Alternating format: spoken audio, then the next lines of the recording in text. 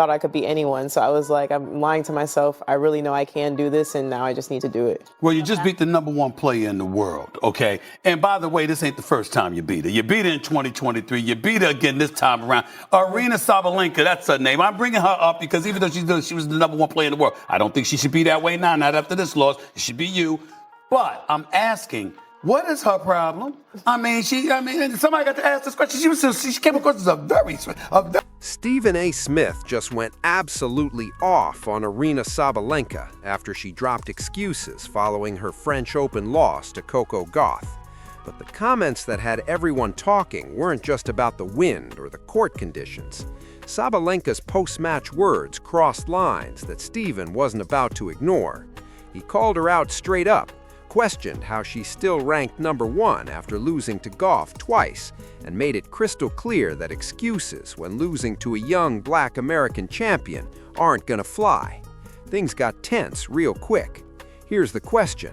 Should Sabalenka really still be #1 despite 2 Grand Slam final losses to Coco Gauff?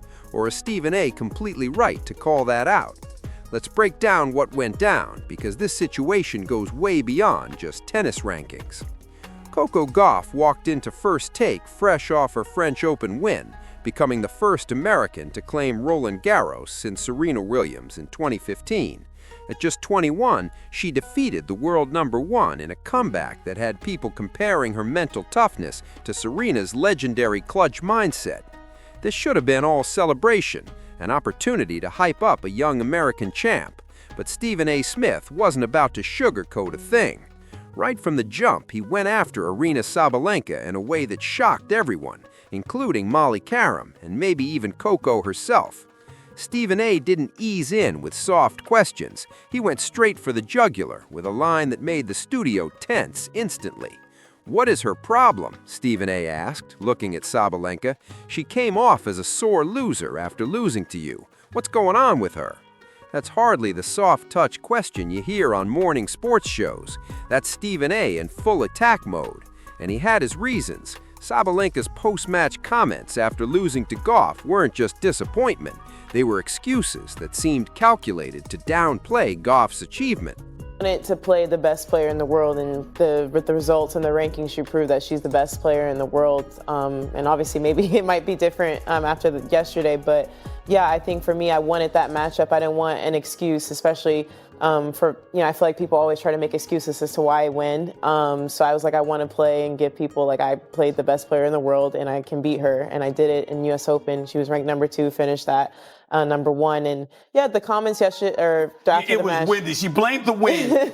Those comments I was a little bit surprised by them, but like at the end of the day. Sabalenka blamed the wind. She talked about tough conditions. She made it sound like outside factors cost her the match, rather than Coco Gauff just being better when it mattered most.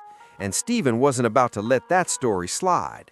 He pointed out something that needed to be said. This isn't the first time Gauff beat Sabalenka in a Grand Slam final. She did it at the 2023 U.S. Open, too. At some point, it stops being bad luck or tricky conditions and starts looking like one player repeatedly beating another when championships are on the line. Here's where Stephen A.'s critique really hits hard. He flat out said Sabalenka shouldn't still be considered #1, not after this loss. Not after losing 2 Grand Slam finals to the same opponent. It should be you, he told Gauff directly. That's more than commentary. That's Stephen A. using his huge platform to question the entire ranking system that keeps Sabalenka at #1 while she keeps coming up short in the matches that actually define legacies. The subtext here matters. He was prompting Gauff to respond to something a lot of people noticed, but most major sports media wouldn't confront head-on. There's a pattern of excuses and deflection that happens when certain players lose to black champions, and Stephen A. was calling it out in real time. Sabalenka's wind excuse felt familiar because we've seen this before. When black athletes win, especially black women athletes, their accomplishments often get minimized, explained away, or attributed to anything but their superior performance. We both had to deal with those conditions. I didn't feel great on the court at all. I went down 4-1. I thought I was playing the worst tennis of the tournament. But I think the difference was I was able to recognize that and find a different way to try to win that match. But I mean, she's probably emotional about it, so I'm not going to take it with too much anything. And I do hope. Coco handled the question with serious grace, which honestly made Stephen A's argument hit even harder.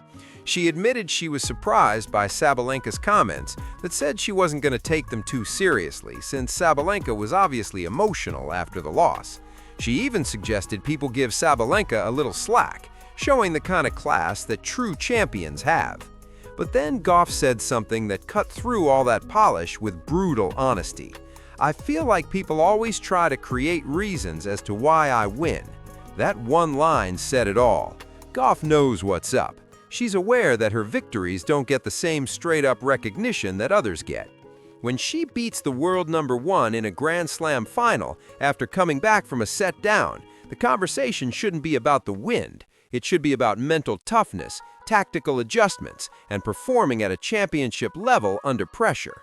But instead, Gauff ends up constantly defending wins that should speak for themselves. Stephen A pounced on that comment immediately because it validated everything he'd been saying. He saw that Gauff was pointing out the double standard in how her accomplishments are framed. When Sabalenka wins, it's because she dominated with power.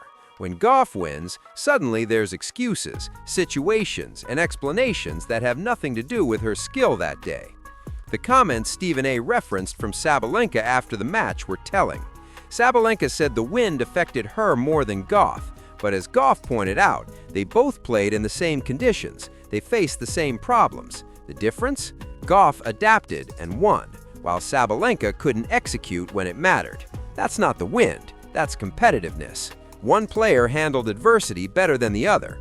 But there's another layer to Sabalenka's words that Stephen A hinted at without saying it outright.